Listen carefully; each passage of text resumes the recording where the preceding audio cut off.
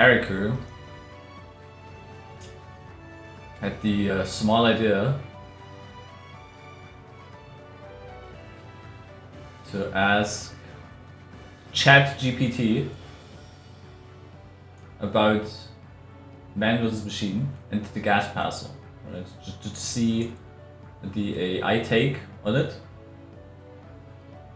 And if you really wanna know if AI is actually, oh, you're back! Wow, fantastic, perfect timing, right? If you wanna actually, know what ChatGPT thought about that whole situation, the guy right here, right? The Team Fortress 2 Man vs Machine MVM Gas Parcel Controversy. Let's post this.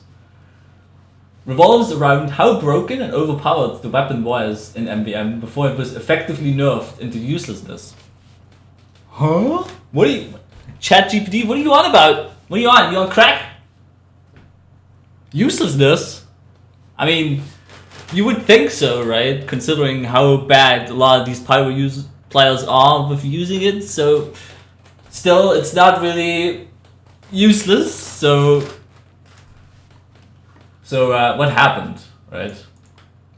The gas parcel is a pyro secondary weapon added in the Jungle Inferno update. That was in 2017. In normal play, it douses enemies in gas, and any source of fire ignites them for afterburn damage. However, in MVM, its mechanics were completely busted. Infinite damage potential. The afterburn from the gas parcel could deal infinite damage because it didn't have a cap, meaning you could apply it to giant robots and watch them melt over time. Cheap and spammable. Once upgraded, the gas parcel became nearly free to recharge, allowing pyros to spam it constantly, which is true. Negated balance and strategy. It trivialized MVM because it allowed pyro to dominate without much effort, making sentries, teamwork and other strategies unnecessary. The nerf. Valve eventually nerfed it by making the gas parcel rely on dealing damage to recharge instead of getting passive recharge from upgrades. This made it nearly unusable in MVM, effectively removing it from viable gameplay. I don't know what he's spoken, right? I mean, you still have the recharge upgrade, it just doesn't recharge itself on its own explosion anymore, so you can't just spam it continuously, right? And that's basically the nerf they did. I think they nerfed the damage down as well. I don't remember what the main damage, like the actual first initial damage was. I think it was like 500 or something. And then they still slightly nerfed it down to like 350, which is still too much because it just one-shots everything, right? If it's not overhealed, but yeah.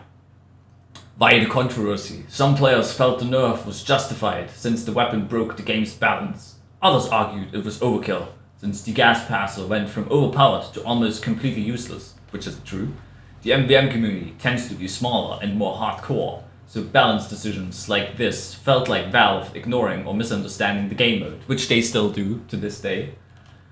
It's one of those cases where Valve technically addressed the issue, marginally, but in a way that frustrated many players instead of fine-tuning the weapon's role. Yeah, so that's ChatGPT's take on this. There's some truths in there and some BS, right? So I asked to explain TacoBot, and then it went totally off the rails, right? TacoBot is an AI-powered bot that automatically plays man vs machine, MVM, in Team Fortress 2. It's essentially a cheating bot that can join MVM servers, play with perfect game sense, and execute optimal strategies without needing human input. I mean, I don't know where he gets this. Is the gameplay that TacoBot produced so high quality that they actually thinking they're cheating or something? I don't know. Or it's just somebody poisoning this take on them? I have no idea. Unlike aimbots or hackers in casual play, TacoBot isn't directly malicious. It doesn't harass players or break the game mechanics, but it automates an entire game mode that was meant to be played cooperatively by real players. So he asked, what is PizzaBot, right? And PizzaBot was a group that was supposed to be the counter to TacoBot, which is the group mainly comprised of Jews.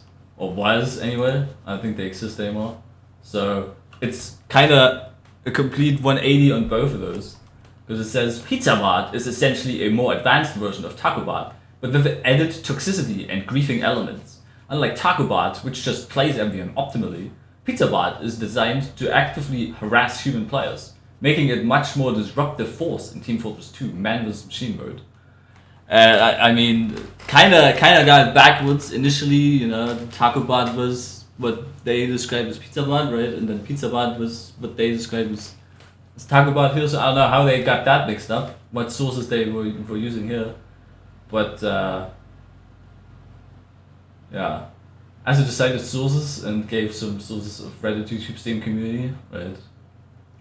And summarization of all that. After reviewing the provided sources, I can confirm that the information previously shared aligns with the discussion and insights from the community. Here's a concise summary.